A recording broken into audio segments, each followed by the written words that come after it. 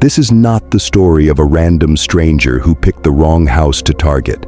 No, this is something far more unnerving, something closer, something that's been happening right under our noses for years. And the worst part? You may have already met him. This is episode 1 of The Man Next Door. It's a chilling story, one I never expected to be telling. But like most things, it started out with what seemed like a small, insignificant event. It was a Tuesday evening when I first met him. The kind of night when the air is crisp and still, when the sounds of life outside your windows feel distant, like a world away.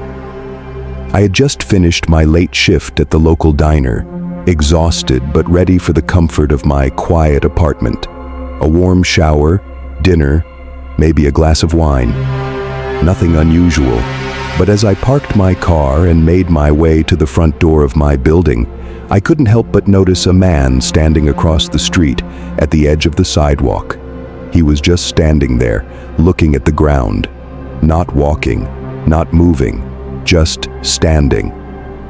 I didn't think much of it. People stand around sometimes, right? Maybe he was waiting for someone. It wasn't until I was unlocking my door that I realized he had turned his head and was watching me.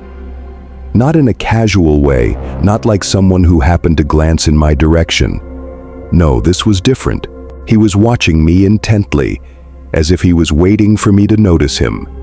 I told myself it was nothing. The late shift. I was tired. The kind of fatigue that makes you read too much into things. But as I closed my door behind me, I felt a twinge of unease. The next few days, I didn't see him again. Or at least, I didn't think I did. I went about my normal routine, work, groceries, the usual, but there was something unsettling about my apartment. A low hum of tension I couldn't shake. The feeling that someone was watching. It wasn't until I left for work one morning that I saw him again. This time, he was standing closer, just a few feet away down the block, leaning against a lamppost. His gaze locked on mine as I walked past. I tried to brush it off. Maybe he was just another eccentric in the neighborhood. There were plenty of those, but I couldn't help but feel the weight of his stare as I moved past him. Something about the way he never seemed to blink, his eyes fixed and unblinking, made my stomach turn. And then, the next evening, he was there again. This time, standing right outside my apartment building. "Hey," he called, a slow, deliberate drawl to his voice. I stopped, taken aback. I didn't recognize him. He didn't look like a neighbor, just an average man, maybe in his early 40s, wearing a faded jacket and jeans. His face was rough, like he hadn't shaved in days, but it wasn't the kind of appearance that screamed danger. Still, something about the way he approached me felt wrong. I didn't know why, but I felt it in my bones. "Are you new around here?" he asked, his voice a little too calm. I live here," I said, stepping back a little. He didn't seem to notice my discomfort. "I've seen you around. You don't go out much, do you?" The hairs on the back of my neck stood up. "I'm just tired from work. I keep to myself," I replied, the words coming out more defensive than I intended. He nodded slowly. "I understand. Just trying to be friendly. I'm Greg." I didn't know what to say. I didn't want to be rude, but I also didn't want to engage with a man I didn't know, standing too close to my building at night. Something about the way he said his name, like he expected me to know it, made me uncomfortable. I barely muttered a response, told him I had to go, and quickly retreated inside my apartment. I didn't see him the next day. I convinced myself it was nothing, just another random encounter with a stranger. But the unease lingered. It wasn't long before things escalated. I began noticing things about Greg that I hadn't before. Small things. He'd be outside my window at odd times, standing across the street, always watching. At first, it was just during the day, brief glimpses as I went about my routine. But then it started happening at night, and it wasn't just casual glances anymore. One evening, I was sitting on my couch watching TV when I heard a soft tap on my window. I froze, the air in my apartment suddenly thick with tension.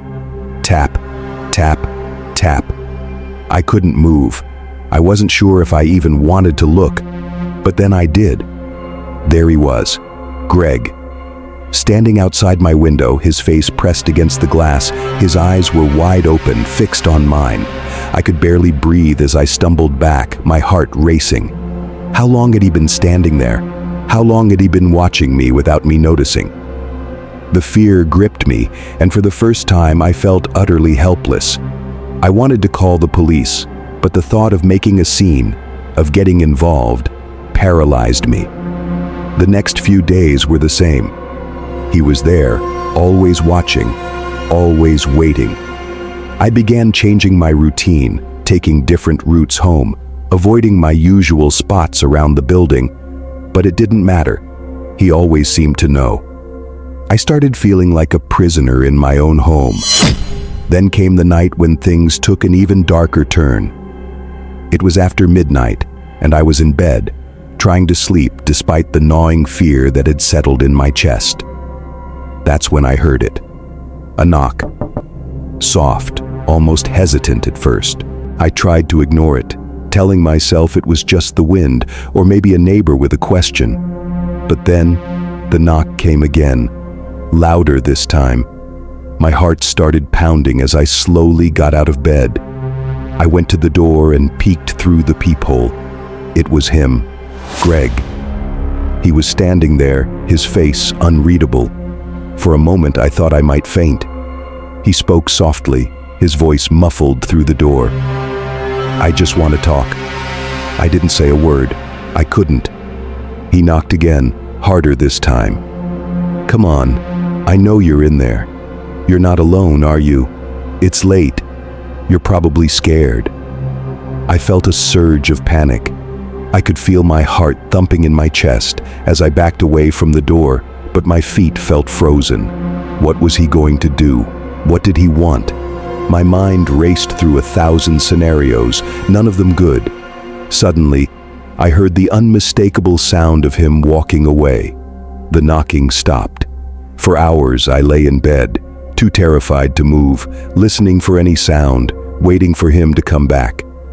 The next day, I finally called the police.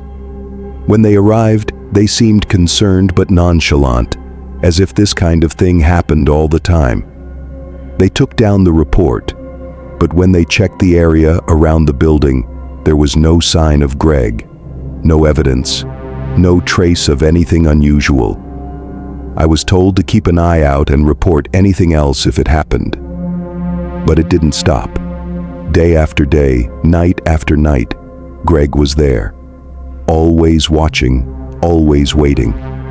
I never saw him again after that night, but the feeling stayed, the knowledge that there was someone out there, someone who knew everything about me, who watched me even when I wasn't aware of it, someone who had slipped through the cracks, unnoticed, until it was too late.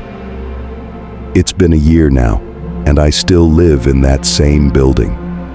Sometimes, late at night, when the air is quiet, I swear I hear soft tapping at my window, and I wonder, was Greg ever really gone? Remember, this is only episode 1 of The Man Next Door. What happens next might be even more unsettling. If you're intrigued by this story and want to see where it goes, make sure to subscribe so you don't miss the next episode. And I'd love to hear your thoughts. What would you do in a situation like this?